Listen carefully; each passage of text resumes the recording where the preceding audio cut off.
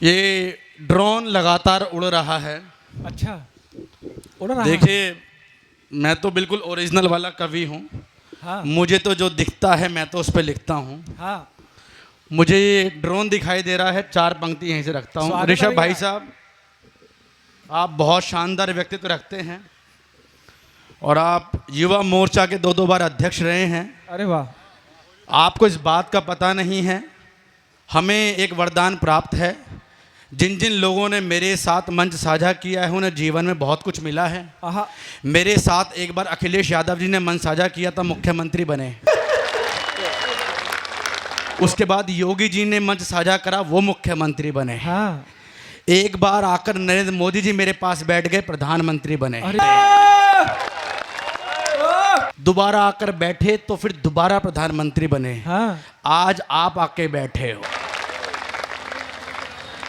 भाई साहब, लड़िएगा, ऐसा ना फिर हो आप कि कुछ कहीं कूप के सारे लोग मंच पे ही आ जाएं आपके साथ बैठने के लिए। फिर इतने प्रधानमंत्री कैसे बन पाएंगे? ये अकेला मंच ऐसा है जिसपे इतने सारे हाँ। सोफे लगाए गए। हाँ इस पे सोफे बार बार भरे जाते हैं, हाँ फिर खाली कराते हैं, फिर भरते हैं, हाँ। फिर खाली कराते हैं। मुझे लग रहा है ये कवि सम्मेलन कवियों को सुनाने के लिए, सुनने के लिए नहीं है, केवल इन सोफों को भरने और खाली करने के लिए। ताली वाली बजाओ कि कभी धरती तो कभी खुला आसमान नजर आते हैं। आहा। कभी धरती तो कभी खुला आसमान नजर आते हैं। मैं मंच का सम्मान चाहूंगा, मंच से प्रणाम चाहूंगा। भाई साहब फोन छोड़ दो, छोड़। आज आपको सुनाने के लिए आए हैं। सुनना आप कि कभी धरती कभी खुला आसमान नजर आते हैं। कभी जटायु तो पुष्पक विमान नजर आते हैं। कभी जटायु तो पुष्पक विमान नजर आते हैं। और देखने वालों की चाहिए नजर, हाँ। दिख जाएंगे भगवान भी। हाँ। कि देखने वालों की चाहिए नजर, दिख जाएंगे भगवान भी। हमें तो इस ड्रोन में भी उड़ते हनुमान नजर आते हैं। हमें तो इस ड्रोन में भी उड़ते हनुमान नजर आते हैं। तब जाकर कहता हूं कि छाव की कसम, हाँ। तुम्हें धूप की कसम। आहा। कह रहे हैं कि जी मंच हल्का चल रहा, लोग ताली नहीं बजाते। ये हाँ। कूप के लोग हैं, ये डूब के ताली बजाएंगे। क्या बात है। हम बजवाएंगे ताली अभी इनसे। हाँ। कि छाव की कसम, आहा। तुम्हें धूप की कसम। कसम। छाव की कसम, तुम्हें धूप की कसम। और 101 फुट वाले हनुमान जी के रूप की कसम। और मंच बनाऊंगा हास्य का, ताली बजाना तुम, मुझे मेरठ की कसम, तुम्हें कूप की कसम। मुझे मेरठ की कसम, तुम्हें कूप की कसम। हम मेरठ से आए हैं, कूप में आए हैं भाई साहब। वो शुभम जी शुरू में आई, उन्होंने माँ भारती की वंदना करी, माँ शारदे की वंदना करी। बहुत अच्छा गाती हैं। उनके कंठ में माँ शारदे विराजमान हैं। हाँ। कोकिला विराजमान हैं। वो बहुत अच्छा गाती हैं। मैं भी अच्छा गाता हूँ। मैं अच्छा गा सकता हूँ, पर मैं गाता नहीं हूँ। अच्छा। क्यों नहीं गाता? क्योंकि मुझे गाने नहीं दिया जाता। अच्छा। 4 पंक्ति बता रहा हूँ, मुझे क्यों नहीं गाने दिया जाता। अपने हाथ खोलना कूप वालों की हद है, हद है, हद है, हद है कि हद से बाहर भी जाने नहीं देती। हद है कि हद से बाहर भी जाने नहीं देती। साली को मन के गीत सुनाने नहीं देती। मैं गुनगुनाता हूँ तो झूमती है पड़ोसन, बस इसलिए बीवी मुझे गाने नहीं देती। मैं इसलिए नहीं गाता भाई साहब। मैं गा सकता था। वो मुझे ऋषभ भाई साहब ने बोला कि मुझे एक बात बताओ प्रतीक भाई, अगर इस धरती पे सफल होना हो तो कैसे सफल हो? मैंने कहा जी हम कवि हैं, हम बताएंगे कैसे सफल हों। बोले कैसे होंगे? मैंने कहा जी एक धरती पे एक ही काम करना पड़ेगा। बोले क्या? बोले बदलना पड़ेगा। बोले क्या बदलना पड़ेगा? मैंने कहा हम कवि हैं, हम बताते हैं। इस धरती पे कुछ करना मत करना, एक बदलाव करना। मैं बताता हूँ क्या बदलना पड़ेगा। स्वागत है भैया। कि ये नगर, गांव और किला बदलते रहो। कि नगर, गांव और जिला बदलते रहो। ये मकान, महल और किला बदलते रहो। और हर सफल आदमी के पीछे होती है महिला, तो ना हो सफल वो महिला, बदलते रहो। बदलते रहो, बदलना पड़ेगा। बढ़िया, अच्छा समाधान। भाई साहब ऋषभ भाई, वो तो मेरे पास फोन आया एलेश भाई का। हाँ। मैंने कहा जी क्या हुआ? बोले भाई कवि सम्मेलन में चलना है। मैंने जी कहाँ चलना है? बोले हाँ। कूप में। मैंने कूप में? मैंने हाँ। कूप कहाँ है? बोले रामपुर में। मैंने कहा जी मैं तो ना गया रामपुर और कूप में। बोले कोई बात नहीं, आ जाओगे तुम, बस आने का जुगाड़ करो। मैंने कहा जी आ जाएंगे, कैसे आना है? बोले एक काम करना। बोले क्या? बोले तुम मेरठ से निकलना, रामपुर पहुंच जाना। हाँ। मैंने कि पहुंच जाएंगे। बोले फिर रामपुर के किसी भी लड़के से पूछ लेना कूप जाना है। मैंने कहा जी भेज देगा? बोले भेज देगा। भाई साहब मैं सीधा साधा आदमी हूँ। मैं मेरठ से निकला, रामपुर में पहुंचा। मैंने रामपुर में एक लड़के को बुलाया, लड़का मेरे पास आया। मैंने कहा भैया मुझे कूप जाना है। हाँ। तो बोला जाओ। हाँ। अरे मैंने कहा अच्छा। अरे मैंने कहा भाई कैसे जाऊं? बोले काम करो। बोले क्या? बोले रास्ता जा रहा है। मैंने कि जा रहा है। बोले पकड़ लो। मैंने पकड़ लिया। बोले आगे जाना। मैंने कि चले गए। बोले आगे जाके 3 गलियां आएंगी। मैंने कहा जी आ गई। बोले 2 छोड़ देना, तीसरी पकड़ लेना। मैंने पकड़ ली। बोले गली के अंदर जाना। मैंने कि चले गए। बोले आगे जाके 3 शमशान घाट आएंगे। मैंने कहा जी आ गए। बोले 2 छोड़ देना, तीसरा पकड़ लेना। मैंने पकड़ लिया। बोले शमशान घाट के अंदर मत जाना। मैंने कि नहीं जा रहा। बोले बराबर में गली होगी। मैंने कि है। बोले पकड़ लेना। मैंने पकड़ ली। बोले आगे जाना। मैंने कि चले गए। बोले आगे जाके 3 मंदिर आएंगे। मैंने कहा जी आ गए। बोले 2 छोड़ देना, तीसरा पकड़ लेना। मैंने पकड़ लिया। बोले मंदिर में चल रहा होगा भंडारा। मैंने कि चल रहा है। बोले भंडारे में खाना मत खाना। मैंने कि नहीं खा रहा। बोले बराबर में गली होगी। मैंने कहा जी है। बोले पकड़ लेना। मैंने पकड़ ली। बोले आगे जाना। मैंने कि चले गए। बोले आगे जाके 3 मकान आएंगे। मैंने कहा जी आ गए। बोले 2 छोड़ देना, तीसरा पकड़ लेना। मैंने पकड़ लिया। बोले मकान के अंदर जाना। मैंने कि चले गए। बोले आगे जाके उसमें 3 कमरे होंगे। मैंने कहा हैं। बोले 2 छोड़ देना, तीसरा पकड़ लेना। मैंने पकड़ लिया। मेरे बाप। बोले कमरे के अंदर जाना। मैंने कि चले गए। बोले उस कमरे के अंदर बैठे होंगे ठाकुर सुदेश चौहान जी। मैंने कहा बैठे हैं। हाँ। बोले उन्हीं के सर पे हाथ रख के कसम खा के कह रहा हूं मुझे नहीं पता कूप कहाँ है। बताओ भैया हम कैसे आते? वो तो एलेश भाई हम थोड़े बहुत पढ़े लिखे थे तो फोन निकाला, जीपीएस लगाया तो जाकर यहाँ पहुंचे। लेकिन भाई साहब जो मेरा सम्मान यहाँ पर हुआ है, मैं चाहता हूँ सारे कूप वालों का होना चाहिए। हाँ। जैसे यहाँ पहुंचा ऋषभ भाई, जैसे यहाँ पहुंचा एक भिखारी ने पकड़ लिया। बोले यहाँ आओ। मैंने कहा जी आ गए। बोले 2 रुपये निकालो। मैंने 2 रुपये निकाले। अबे हम यहाँ लेने आए, देने आए हैं। बोले दिमाग मत खराब करो, 2 रुपये निकाला। 2 रुपये। वो मैंने कहा रामपुर के भिखारी, मैंने कहा वो कूप के भिखारी, अबे 2 रुपये क्यों मांग रहा है? बोला जी 2 रुपये की चाय पीऊंगा, चाय। हाँ। उसने ये बात बोली तो मेरे आंखों से आंसू निकल गए। मैंने कहा हो रे वो भिखारी, इस कलयुग में कोई 2 रुपये की चाय आती है? मैंने बाबूजी आप बताओ कोई 2 रुपये की आती है? चौहान साहब कोई 2 रुपये की चाय आती है? ऋषभ भाई जी बताओ 2 रुपये की चाय आती है? पहलवान साहब आप बताओ कोई 2 रुपये की चाय आती है? बिल्कुल नहीं आती। मैंने कहा मेरे कूप के भिखारी 2 रुपये की चाय नहीं आती। अगर तो चाय पीनी है तो 5 रुपये मांग, 5। उस भिखारी ने मेरी बात सुनी और जो मुझे जवाब दिया, अगर आपको लगे वो भिखारी केवल कूप का हो सकता था तो अपने हाथ खोलना साहब। उस भिखारी ने कहा साहब मांगने को तो मैं आपसे चाय के 5 रुपये मांग सकता हूँ। हाँ। मांगने को तो मैं आपसे अच्छी चाय के 10 रुपये मांग सकता हूँ। हाँ। मांगने को तो मैं आपसे कॉफी के 20 रुपये मांग सकता हूँ, पर मैं आदमी की औकात देख कर मांगता हूँ।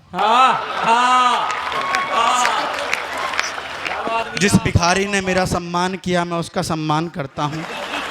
जिन्होंने मुझे यहाँ बुलाया मैं उनका सम्मान करता हूँ। जो लोग मंच पर बैठे हैं मैं उनका सम्मान करता हूँ। जो लोग मंच के नीचे बैठे हैं मैं उनका सम्मान करता हूँ। जो मंच के उल्टे हाथ पर बैठे हैं मैं उनका सम्मान करता हूँ।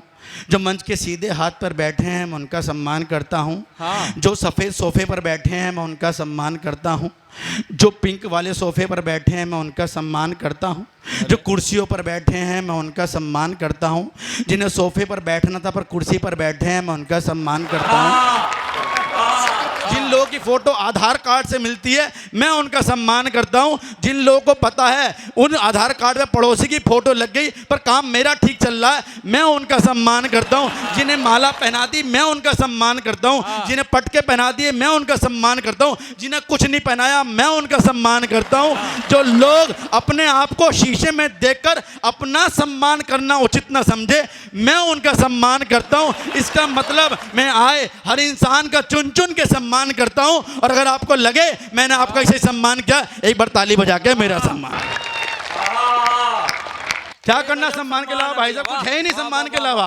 क्यों करता हूं सम्मान? क्यों क्यों? क्योंकि मान मान मान मान बांटता हूं, सम्मान बांटता हूं मैं। मान मान मान बांटता हूं, सम्मान बांटता हूं मैं। सच्चा सुंदर टिकाऊ ज्ञान बांटता हूं मैं। और मेरी माँ ने सिखलाया है एक हुनर मुझको, कि मेरी माँ ने सिखलाया है एक हुनर मुझको। अपने शब्दों से बस मुस्कान बांटता हूं मैं, अपने शब्दों से बस मुस्कान बांटता हूं मैं, अपने शब्दों से बस मुस्कान बांटता हूं मैं। एक कविता सुनाना चाहता हूं भाई साहब। स्वागत है भैया। एक, क्योंकि जब हम इस पावन धरा पे खड़ा होते हैं जहां पर 101 फुट की हनुमान जी की प्रतिमा बनती हो और उसमें कवि सम्मेलन कराने की बात होती है, तो कहीं अच्छी बात होनी बहुत ज़रूरी है। मैं बहुत प्रणाम करता हूं साहब। एक कविता जिसने पूरा देश घुमाया, मैं उसी कुछ पंक्तियां सुनाना चाहता हूं, मैं खुश करना चाहता हूं। स्वागत है भैया। आशीर्वाद मिलेगा कि मैं पहली, दूसरी और चौथी पंक्ति आधी मैं बोलूँगा और आधी आप बोलोगे। आपको हर पंक्ति के बाद बोलना होगा खुश होना। मैं आपको खुश करके जाऊं तब जाकर कुछ बात कहेंगे कि इस चमन में फूल खिलाकर खुश होना, हाँ कि इस चमन में फूल खिलाकर खुश होना और सबको माला पटके पहनाकर खुश होना। हाँ। कि इस चमन में फूल खिलाकर खुश होना और इस चमन में फूल खिलाकर खुश होना और सबको माला पटके पहनाकर खुश होना। और प्यारे प्यारे कूपवासियों बतलाओ, कि प्यारे प्यारे कूपवासियों बतलाओ, कवि सम्मेलन में हमें बुलाकर खुश होना, खुश होना, खुश होना। मैं प्रणाम करता हूं भाई साहब, क्योंकि अगर आप लोग चाहते तो यहाँ पर आसाराम जी का सत्संग करा सकते थे। हाँ सही बात। अगर आप लोग चाहते तो यहाँ पर निर्मल बाबा का समागम करा सकते थे। हाँ अगर आप लोग चाहते तो यहाँ पर अनूप जलोटा के भजन करा सकते थे। अगर आप लोग चाहते तो यहाँ पर राम रहीम की गुफा बनवा सकते थे। अगर आप लोग चाहते तो यहाँ पर सपना चौधरी का डांस करा सकते थे। पर आप लोगों ने कवि सम्मेलन करवाया, इससे सस्ता होता भी क्या? अच्छा है। अली वाली बोला भैया। तब पंक्ति कहता हूं कि इस चमन में फूल खिलाकर खुश होना, इस चमन में फूल खिलाकर खुश होना और सबको माला पटके पहनाकर खुश होना। और प्यारे प्यारे कूपवासियों बतलाओ, कवि सम्मेलन में हमें बुलाकर खुश होना। कुछ पंक्तियां मैं रामायण के प्रसंग से लेना चाहता हूं मोहित भाई। हम लोगों ने रामायण देखी, जब हनुमान जी की प्रतिमा खड़ी होती है तो कहीं रामायण की बात कहने का मन करता है। रामायण आपने भी देखी और रामायण हमने भी देखी, लेकिन रामायण एक कवि के नज़र से देखिए। तब कहना चाहता हूं कि वो प्रसंग याद करिए जब श्री राम जी ने शिव धनुष को तोड़ा और शिव धनुष को तोड़कर वो माँ सीता को वरने के लिए जा रहे थे। सब कुछ हुआ, लेकिन माँ सीता ने अपनी पलकें नहीं उठाई। हाँ जब माँ सीता ने पलकें नहीं उठाई तो रघुवर राम ने अपनी पलकों से माँ सीता से क्या कहा होगा, मैं आप लोग के चरणों में रखना चाहता हूँ। एक बार ताली बजाकर मुझे आदेशित करें। मैं पंक्ति कहना चाहता हूँ कहना चाहता हूँ कि राम जी ने क्या कहा कि अपनी पलकें तनिक उठाओ खुश होना। राम जी कह रहे माँ सीता से कि अपनी अपनी अपनी पलकें तनिक उठाओ खुश होना और मुझ संग बंधन में बंध जाओ खुश होना। कि अपनी अपनी पलकें तनिक उठाओ खुश होना और मुझ संग बंधन में बंध जाओ खुश होना। और मुस्काकर नजरों से पूछे रघुबर यह, कि मुस्काकर नजरों से पूछे रघुबर यह, सीता मुझको यह बतलाओ खुश होना, खुश होना, खुश होना। ताली वाली देते रहेंगे जब चौथी पंक्ति के बाद। तब पंक्ति कहना चाहता हूं, और जब माँ सीता को वरकर अयोध्या पहुंचे तब कैकेयी जी फैली पड़ी हुई थी। कैकेयी ने कहा ये राम लखन सीता को वनवास के लिए भेज दो। उसके बाद भी श्री राम जी ने कोई बात नहीं उठाई। अगर श्री राम जी ने माँ कैकेयी से कहा तो क्या कहा, मैं चार पंक्ति में रखना चाहता हूं कि ममता हम पर तनिक जता दो खुश होना।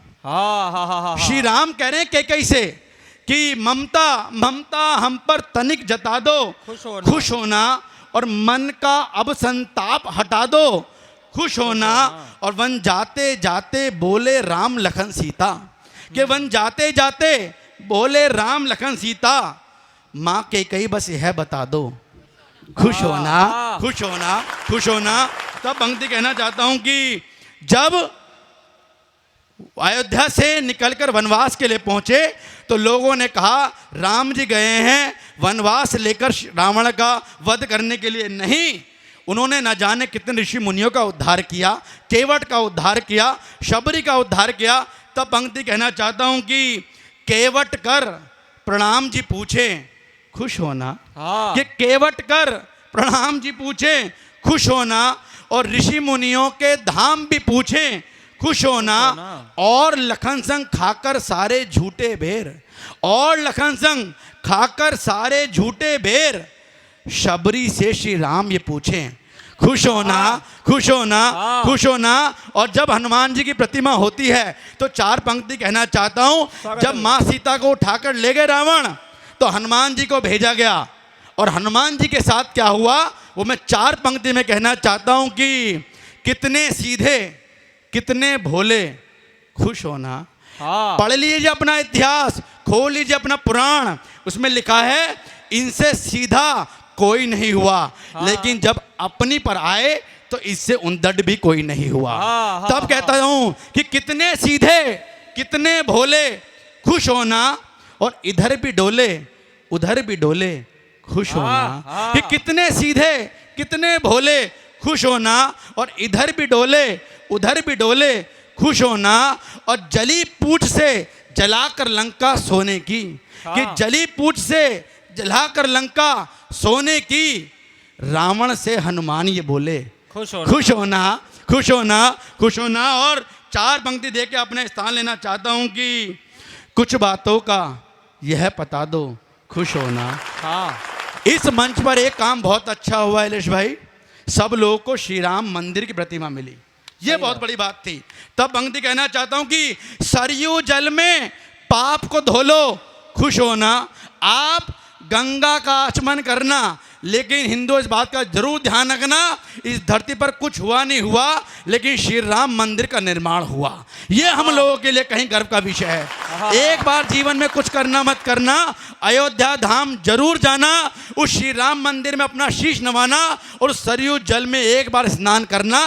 तब मैं पंक्ति कहना चाहता हूं कि सरयू जल में पाप को धो लो खुश होना, और अयोध्या जी को हृदय में घोलो कुछ होना। और राम मंदिर बन गए, आप सब पूछ रहे कि राम मंदिर बन गए, आप सब पूछ रहे, श्री राम के भक्तों बोलो खुश होना, खुश होना, खुश होना। तब कहता हूं कि अपने मन का यह बता दो खुश होना। कि अपने अपने अपने मन का यह बता दो खुश होना, और दिल से अपने यह जता दो खुश होना। और मुझे मोहब्बत देकर अपनी ताली से एक बार यह से है बता दो खुश हो। हाँ। वाह वाह वाह।